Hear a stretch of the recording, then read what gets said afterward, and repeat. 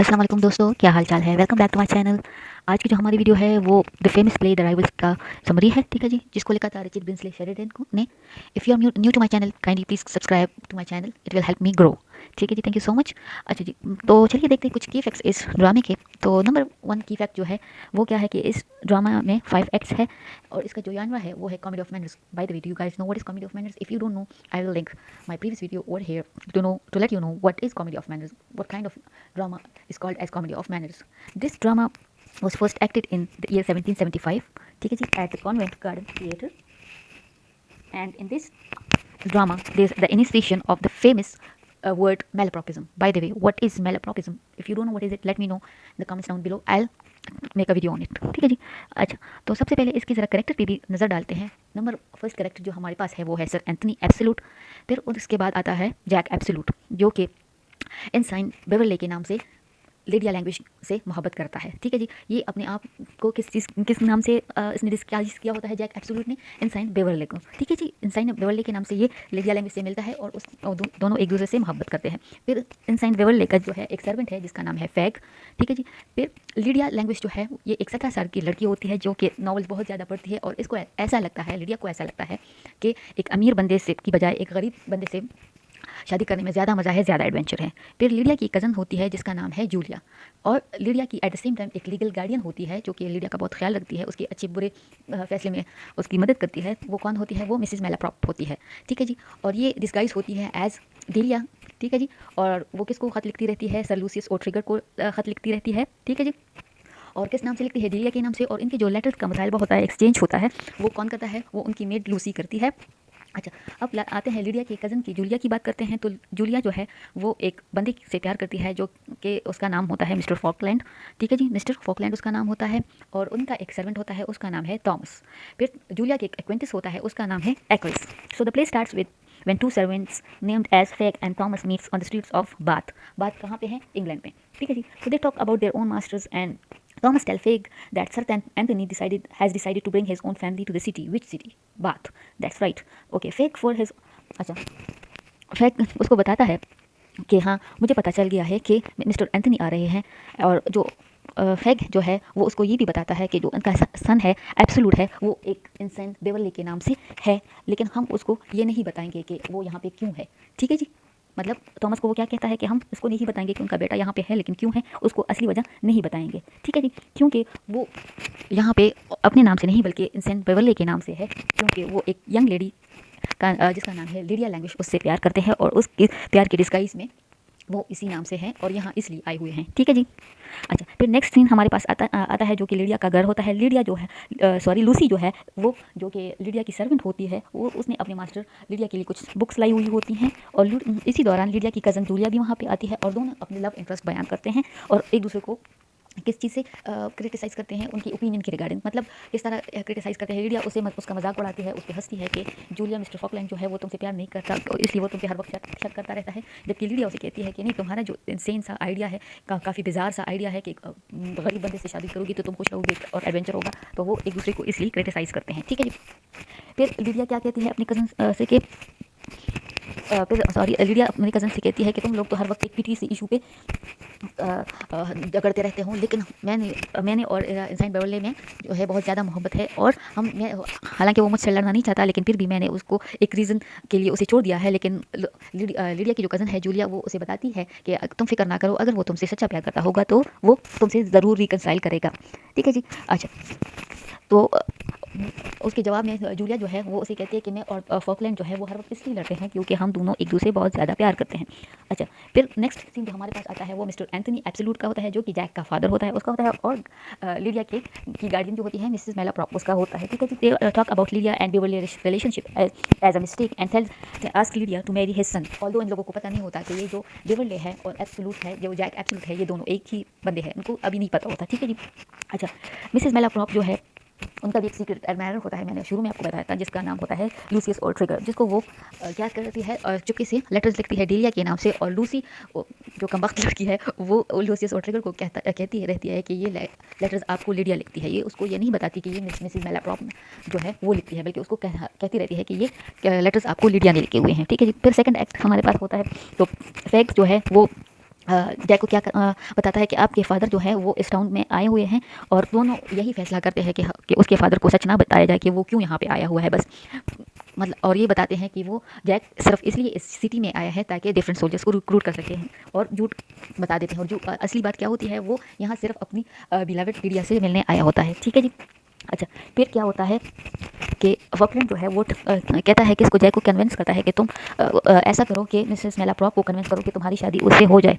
लेकिन वो उसे कहता है कि नहीं, वो फिर मुझसे शादी से इनकार करेगी क्योंकि वो एक गरीब बंदे से शादी करना चाहती है, ना कि एक अमीर लड़के से। फिर इसी दौरान एक्ट्रेस जो कि एक एक्वेंटेंस होता है, रिश्तेदार होता है, किसका, जूलिया का रिश्तेदार होता है, वो क्या आके फॉकलैंड से कहता है कि जूलिया जो है वो तुम्हारे बगैर भी लोगों से मिलती रही है और बहुत ज़्यादा खुश है, जिससे फॉकलैंड बेचारा बहुत ही ज़्यादा डिसअपॉइंट हो जाता है। अब एक्ट्रेस और एब्सोल्यूट जो है अपनी अपनी जो है एक बिलावट के बारे में बात करते हैं। ठीक है जी। और एक्सप्रेस करते हैं अपना लव फॉर लीडिया, और किसके लिए हेट्रेड जाहिर करते हैं, बेवरले के लिए। हालांकि उनको पता ही नहीं है कि जो बेवरले बंदा है यही तो है, कौन है, एब्सोल्यूट। अच्छा, अब sir Anthony tries to convince his son for marriage. ठीक है जी। लेकिन उसकी बात नहीं सुन रहे होते हैं, जैक की बात नहीं सुन रहे होते हैं, उसको शादी के लिए कन्विंस कर रहे होते हैं ताकि वो मान जाए। और लेकिन ये कोशिश भी जानने की नहीं करती कि जिस बंदे को मेरा बेटा पसंद करता है वो कौन है। ठीक है जी। अब सेकंड एक्ट और सेकंड सीन में क्या होता है कि लूसी जो है वो एक लेटर डिलीवर करती है मिस्टर सर ल्यूसियस ओट्रिगर को, और फिर जो है जब उसको ये बात पता चलती है कि ये क्या करती है कि यू कैन काइंड ऑफ से लाइक बज़ाहिर एक बंदी नज़र मुनाफिकत करती है, मतलब उसको झूठ, मतलब वो झूठ बोलती रहती है कि ये लेटर आपको इस बंदे ने लिखा है, इस बंदे ने कहा, हालांकि ऐसा नहीं होता।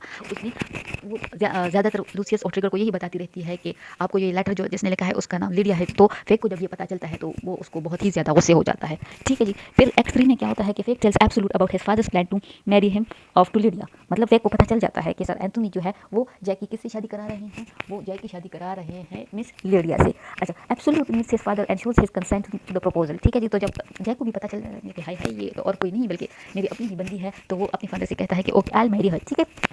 अच्छा, फिर इसी दौरान क्या होता है कि मिस्टर फॉकलैंड चला जाता है जूलिया से मिलने के लिए, क्योंकि उसको जब पता चलता है कि वो उसके बगैर भी दूसरे लोगों से मिलती रही है और बहुत खुश होती है, तो वो उसको कन्फ्रंट करता है और दोनों के दरमियान लड़ाई हो जाती है और दोनों अलग हो जाते हैं। ठीक है जी। यहाँ तक समझ आ गई आप लोगों को? आई होप सो।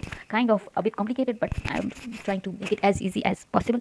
फिर नेक्स्ट सीन जो हमारे पास आता है वो है एब्सोल्यूट जो है, Jack Absolute, he goes to meet Lydia at Mrs Malaprop house but was told that she is not convince to marry. ठीक है जी। मतलब वो कन्विंस नहीं, मिसेस मेलाप्रॉप उसे कहती है कि she is unable to convince Lydia for the marriage, but Anthony suggest that to let them carry on and will elope at the perfect time. लेकिन जैक उसे क्या कहता है, खैर है आप उसको बेवले से मिलने भी दी, प्यार करने भी दे, आखिर जब हमारा अच्छा परफेक्ट टाइम आएगा तो हम दोनों एक दूसरे से शादी कर लेंगे।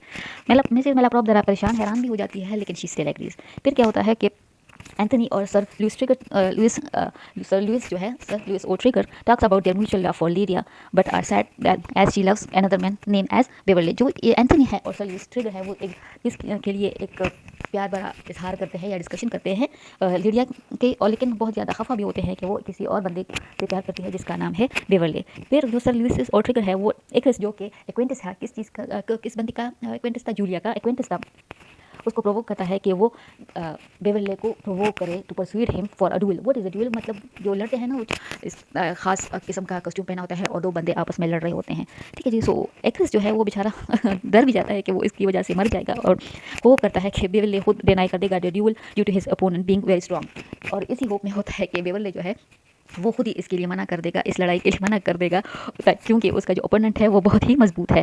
फिर क्या होता है कि Malaprop tries to convince Lydia, meanwhile Jack Absolute comes to meet her so she recognises him to be Beverley. ठीक है जी। मिसेस मेलाप्रॉप क्या करती है, वो लीडिया को समझाती रहती है कि तुम जो है जैक से शादी कर लो, ना कि बेवरले से, लेकिन बट शी स्टिल रिफ्यूजेस। तो इसी दौरान जब जैक उसे मिलने आता है और वो उस मिसेस मेलाप्रॉप से बात करने की कोशिश करता है, तो लीडिया जान जाती है कि ये तो वही बंदा है इनसाइन बेवरले।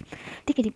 और उसको फिर जब उसको बात करने को मौका मिलता है तो वो लीडिया को बताता है कि वो क्यों उससे झूठ बोलता है कि मैं इंसान बेवरली हूँ और पुअर हूँ, क्योंकि अगर वो उसे सच्चा प्यार करती तो वो एज अ पुअर मैन भी उसे एक्सेप्ट करती है। Lydia gets angry with him and goes away.